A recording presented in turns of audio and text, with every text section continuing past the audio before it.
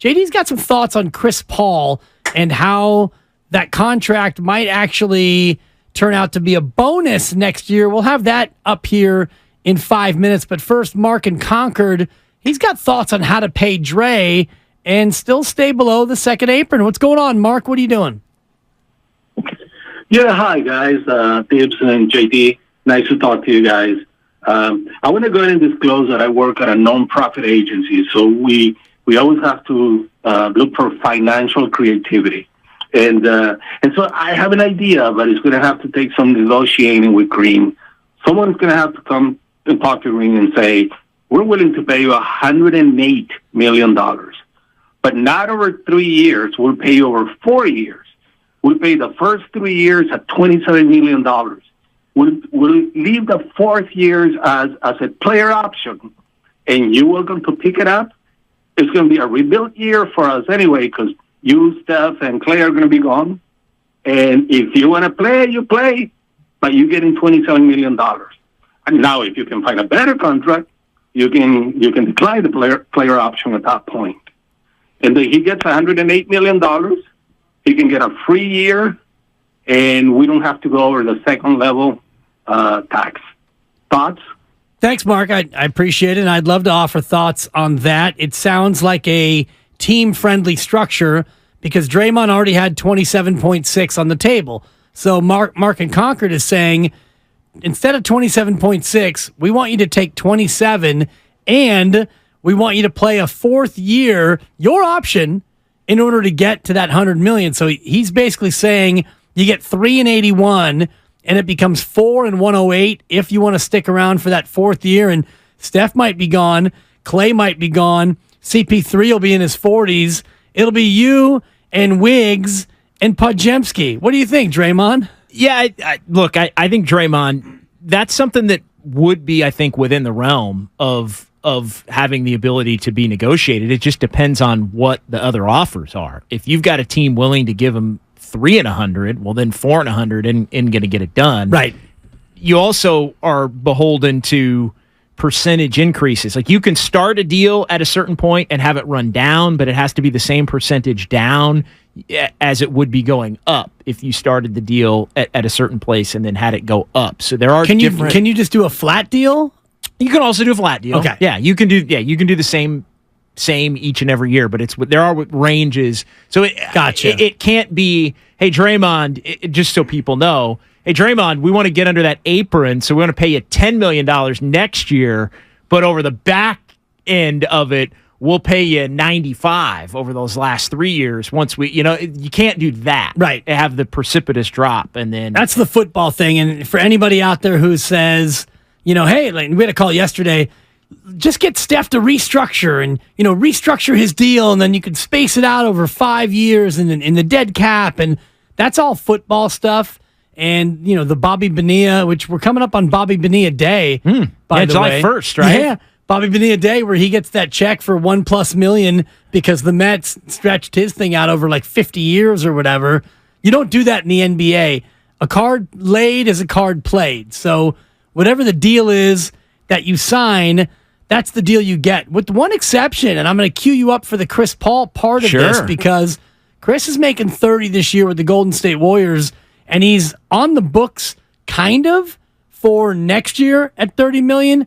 Explain what that means, JD, in terms of what the Warriors can and can't do with Chris Paul next year. Yeah, he's on the books for $30 million for next year, 24-25, but it's a non-guaranteed $30 million in its entirety, a non-guaranteed $30 million. So basically, it becomes guaranteed a year from yesterday, June 28 of 2024. So Chris Paul could be traded for a $30 million player or players equating to $30 million, around $30 million, and the team that acquires Paul could then waive him for nothing. They could waive him and pay zero of the $30 million. So a team that would be looking to do a salary dump could acquire Chris Paul, send $30 million in salary out, and the Warriors could take on that player or players, assuming they are willing to continue to pay the Right. luxury tax at the level that they have been. You'd have to account for that into your total salaries. But it's a way to get maybe a disgruntled star or somebody like a perfect example would be, again, this is name only, and I'm not saying the Warriors would want that player, but let's say Philadelphia, decide, James Harden's going to opt in, and they're like, well, we don't want James Harden. We want anything but James Harden. Well, you could trade James Harden for Chris Paul a year from, in theory, and you could take James Harden back, and then the team that gets Chris Paul could waive him for nothing. So it does give the Warriors some flexibility to acquire a player down the line. Not now. They want him now. They intend to have him play this year, but you could make that move, and again, the team that's acquiring him is on the hook for none of it. A little bit like what the Clippers did with Eric Gordon. Now, they didn't acquire him and then waive him, but they got out from underneath about $110 million in luxury tax, basically by saying to Eric Gordon, we're not exercising your option, and now you're gone. Yeah, and the Chris Paul was just in this situation with Phoenix and Washington. Phoenix traded him to Washington, and he had $15 million of his $30 million for this season guaranteed. So Washington, the common belief was they were going to acquire him for the 30, right? They shipped off Bradley Beal, and they were then going to waive him. Remember, the initial reports were that the Wizards were going to waive Chris Paul, saving $15 million, right? Well, next year, it's not saving $15 million. It would be saving the entire $30 million to move on from Chris Paul. So in essence, it allows the Warriors to keep that slot of a $30 million player and use Chris Paul to acquire that player.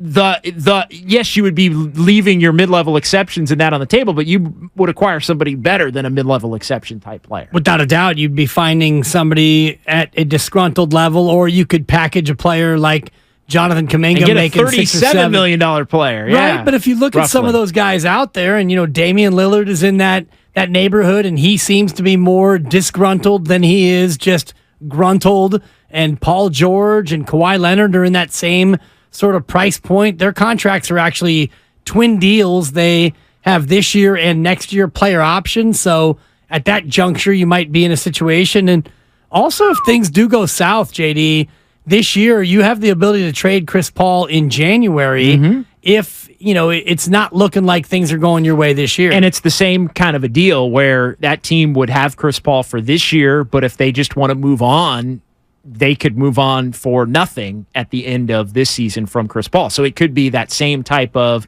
team at the deadline wants to do a salary dump. Let's say they have a player that the Warriors really like that's under contract for 2 more years after this year at $30 million, and they want out of that contract. Well, Chris Paul could facilitate getting out of that contract, and it would basically act as a salary dump for the team that the Warriors would be doing business with.